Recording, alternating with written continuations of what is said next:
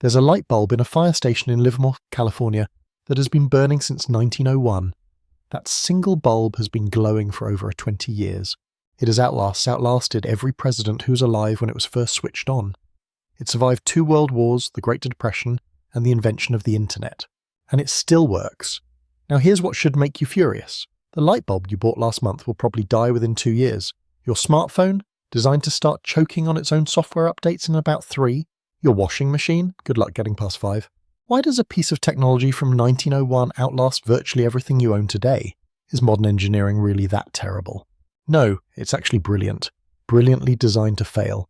The name for this is Planned Obsolescence, and once you understand it, you'll never look at anything you own the same way again. This story begins with a crime committed on Christmas Eve 1924, Geneva, Switzerland.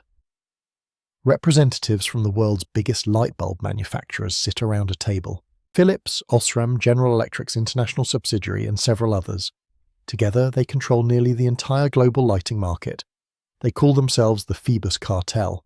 And that night, they make a decision that will quietly reshape the modern economy. At the time, light bulbs were too good. Engineers had gotten so skilled that some bulbs lasted over 2,500 hours. From an engineering standpoint, that was a triumph. From a business standpoint, it was a disaster. If your product lasts too long, people stop buying new ones. So the cartel made a pact.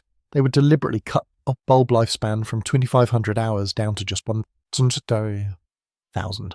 They set up a testing facility in Switzerland, and any company whose bulbs lasted longer than the limit was actually fined. Companies were penalised not for making bad products, but for making products that were too good.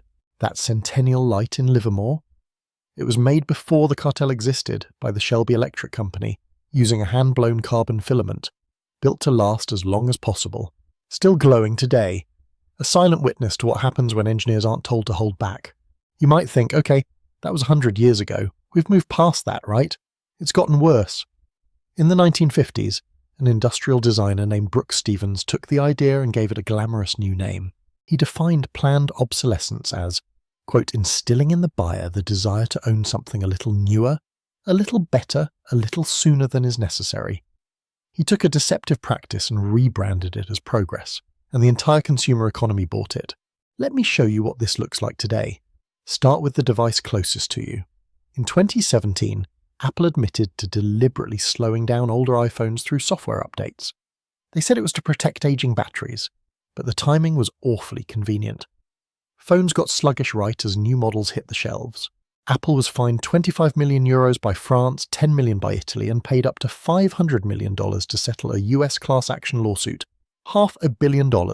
Sounds like a lot, right? Apple's revenue that year was over $260 billion. That fine was a rounding error, a cost of doing business, and these are just the cases where someone actually proved it in court. Now, printers. Ever notice your printer says the ink is empty when you can literally see ink inside the cartridge? In 2017, a French lawsuit accused Epson, HP, Canon, and Brother of programming printers to falsely report components as depleted. Epson faced multiple class actions for using firmware updates to block third-party cartridges. They essentially bricked people's printers for the crime of buying affordable ink. The printer cost $50. The ink over its lifetime, easily over $1,000. Ounce for ounce, printer ink is more expensive than champagne, more expensive than human blood. The whole system exists to keep you buying more. And it's not just electronics. A peer-reviewed study published in the Journal of Industrial Ecology confirmed with hard data that washing machine lifespans dropped 45% between the 1990s and 2000s, from 19.2 years down to 10.6. Ovens fell 39%. These aren't small dips, they're catastrophic collapses in durability. Not because we forgot how to build things, but because things that last forever are bad for quarterly earnings. The cost isn't just financial, it's ecological. The UN reports the world generated 62 million tons of electronic waste in 2022, up 82% from 2010. Load that onto trucks, line them bumper to bumper, and the line circles the entire equator. Only 22.3% was properly recycled. The rest went to landfills or got shipped to developing countries.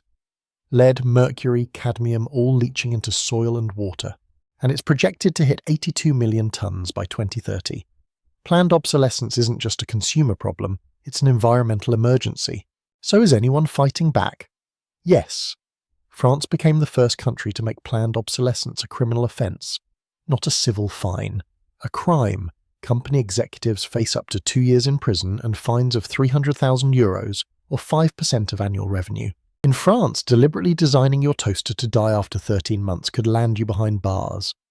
The European Union followed in 2004 with a right to repair directive requiring manufacturers to offer affordable repairs and supply spare parts for years after a product leaves the market.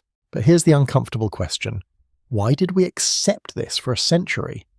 Because planned obsolescence is invisible by design. You never see the meeting where an engineer is told to use a cheaper capacitor. You never read the memo that says, make the battery non-replaceable.